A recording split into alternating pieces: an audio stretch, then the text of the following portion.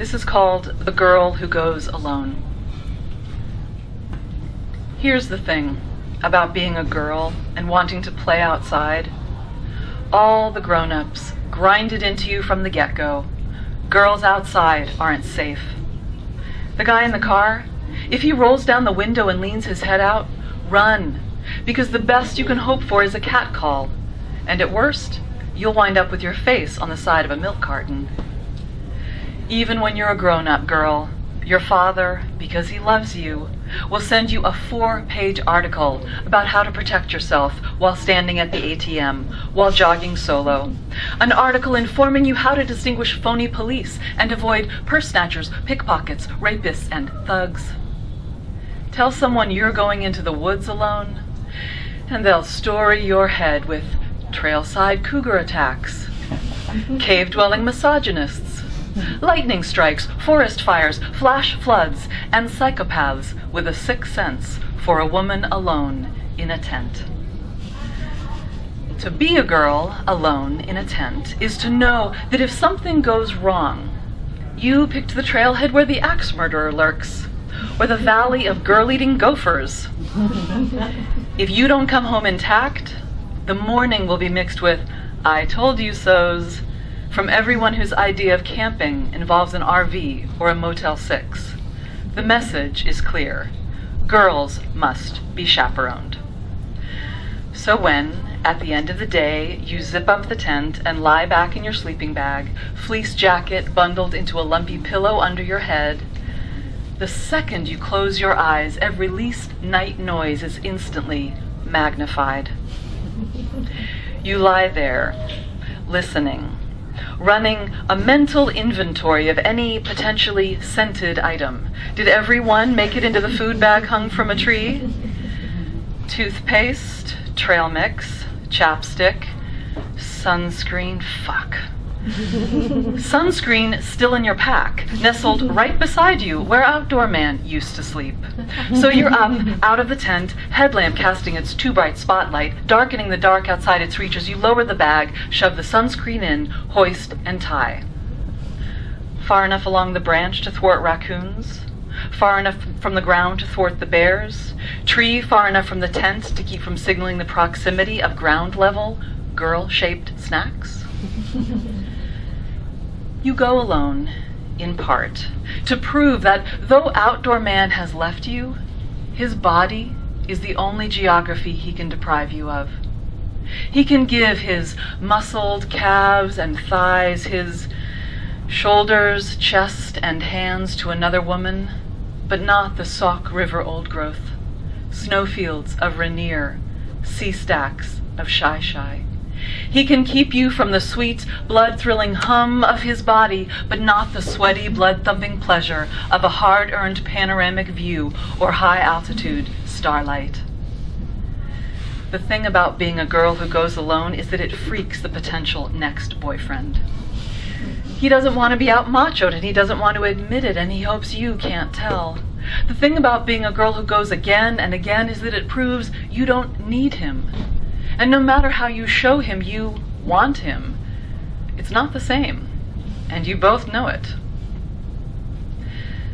Zipped back into the tent, you remind yourself you've never really been in danger.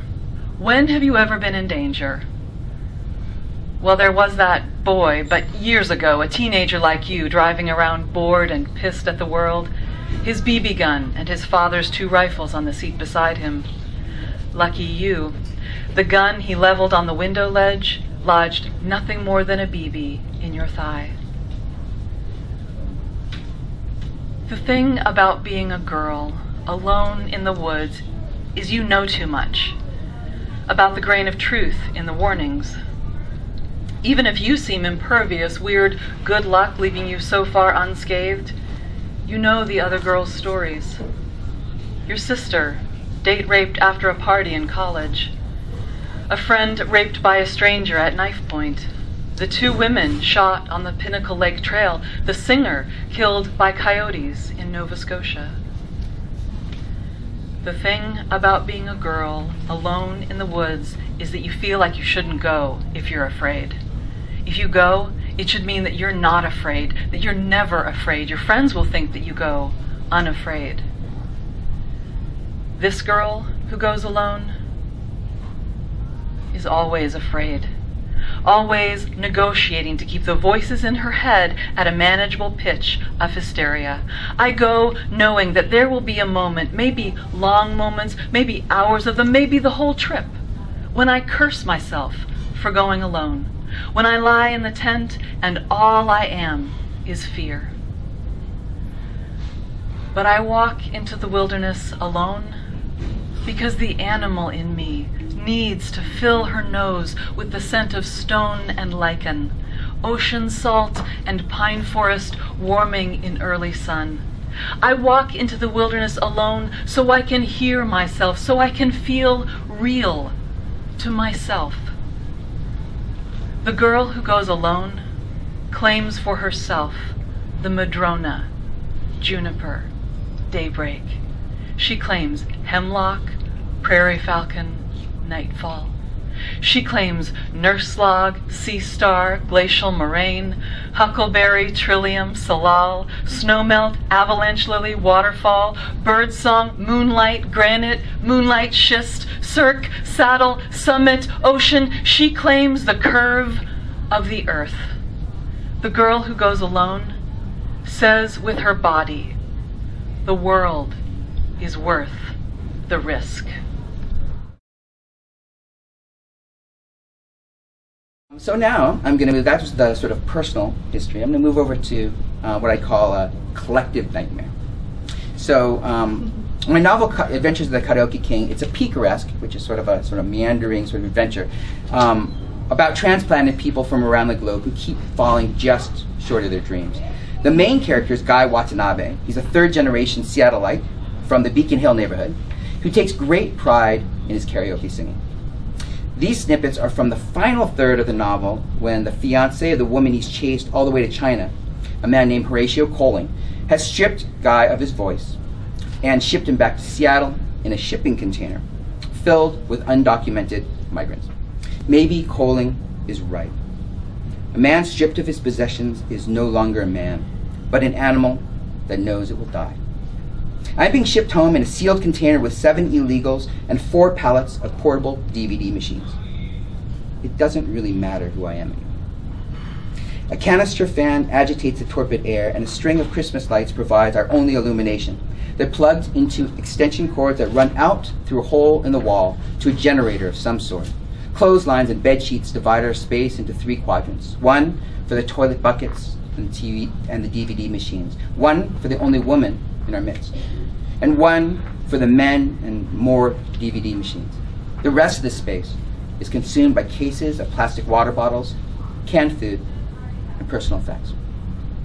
The boys aren't particularly interested in me, not even in my inability to speak or understand them. They're preoccupied with impressing the only woman they'll see for weeks. They puff out their chests, wear strained smiles, and look at her longingly while their back is turned. I fall in with the old man, Shalom. Even in the dim lighting, his spine shows through his t-shirt. The boys will wind up as busboys and dishwashers. But what's the old man going to do in America? He won't live long enough to work off the cost of his passage. Shalom gave me this journal, a leather cover stitched onto handmade paper. He watched me write the first sentence and clapped his hands as if I'd performed a magic trick. I don't know why an illiterate man would carry a journal. And I certainly don't understand why, having carried it for so long, he would give it away to a stranger. But I'm grateful. There's no worse of fate than being left alone with one's own thoughts. If I couldn't write, I might actually have to think. We have an enormous stash of canned food, bamboo shoots, straw mushrooms, baby corn, sardines, and spicy red sauce. But there's no can opener.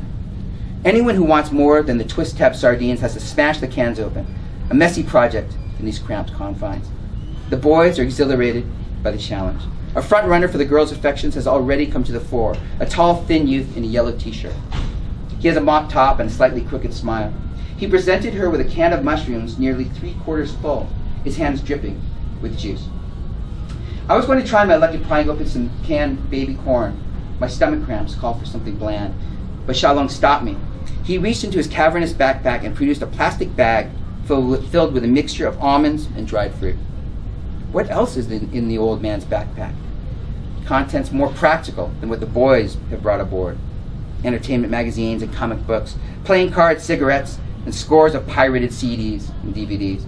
A 2-week voyage to new land, and all they packed was entertainment and tobacco. They're the reason Koling dominates the worldwide karaoke market. Say what we will about education, the environment, and human rights.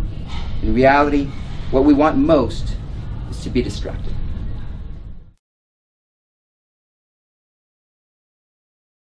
The question is whether I gravitate toward one particular style or whether I'm drawn to many styles, and whether I think you're also asking whether I write in many styles. Yeah. I'm interested in a couple of different sort of avenues of poetry. One is the very discursive, almost apparently chatty kind, like the last poem I read, The Girl Who Goes Alone, that I'm really trying to talk directly to a listener and a reader. But there's also a shaping element. I mean, a lot of poetry is about finding pattern, and the pattern becomes part of how the poem is an experience. I'm also very interested in working with form.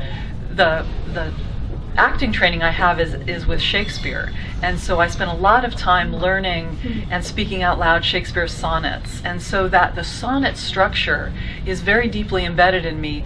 And in my book there are a number of poems that I think of as sonnet wannabes or semi-sonnets. They're 14 lines. They have a turn in them. They have that kind of box-like quality about them, and that's the influence of the sonnet. I'm still figuring out what kind of writer I am, I hope. I hope that there are styles I will write that I haven't written yet. And I try to read widely so that I'm exposed to many different voices and styles. One of the things I often teach is a class I call Call and Response, where we very intentionally take another poet's work and write in response to it. And sometimes we'll do something that I call pojacking, and that term actually comes from the poet Tim Sievel's.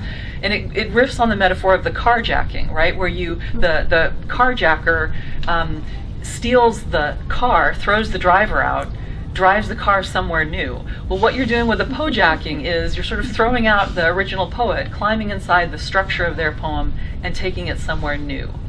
And it's a great way to stretch and do a kind of writing that you would not do on your own. In the mode of drafting something, a first draft, just welcome whatever comes. I write on scrap paper so that I can't, by definition, waste the paper. You know, and I'm casting my nets down into my unconscious to see what's there. I'm gonna bring up a few old boots. You know, it's not all gonna be nutritious things in the net.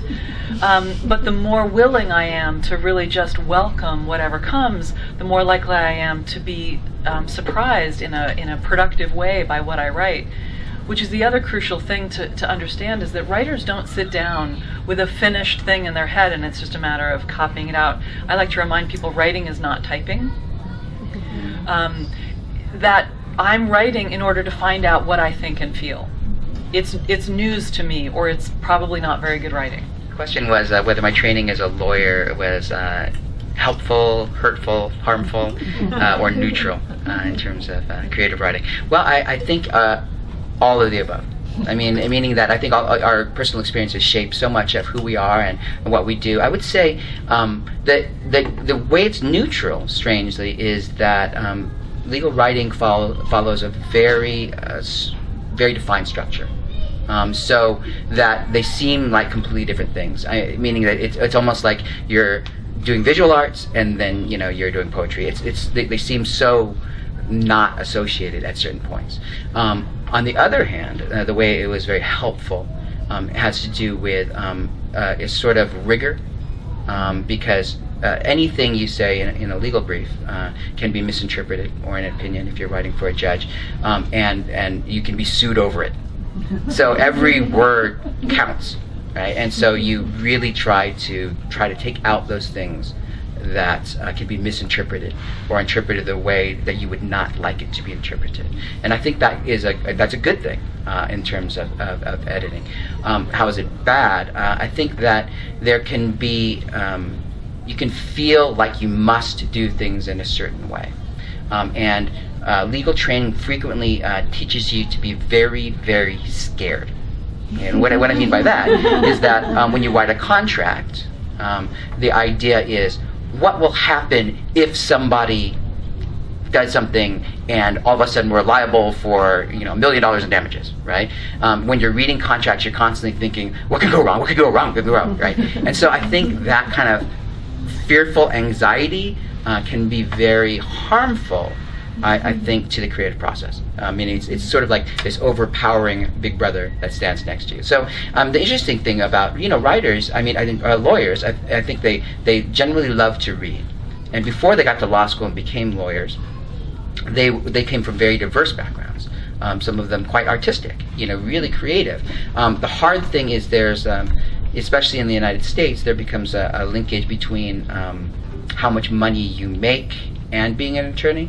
They call it the golden handcuffs in the legal field. Is that you could do all these other things that interest you and that you love, but I'm going to make much more money doing this thing that I don't like very much. That's a very common thing. And so the hard thing is you have these people with very high developed practical skills in terms of writing, but then when you're unwilling to take a risk, and if you're scared about making mistakes, all of those things can lead to a lot of frustration. So there's a lot of lawyers who love to read and would like to write, but every time the billable hour comes up, they choose the billable hour, and so that becomes very, very difficult to lead a life of an artist. Life of an artist is not too predictable. Well, if there aren't any more questions, you can always ask any questions you'd like right after we finish here. So feel free to come on up. Thank you very much for coming. Thank you.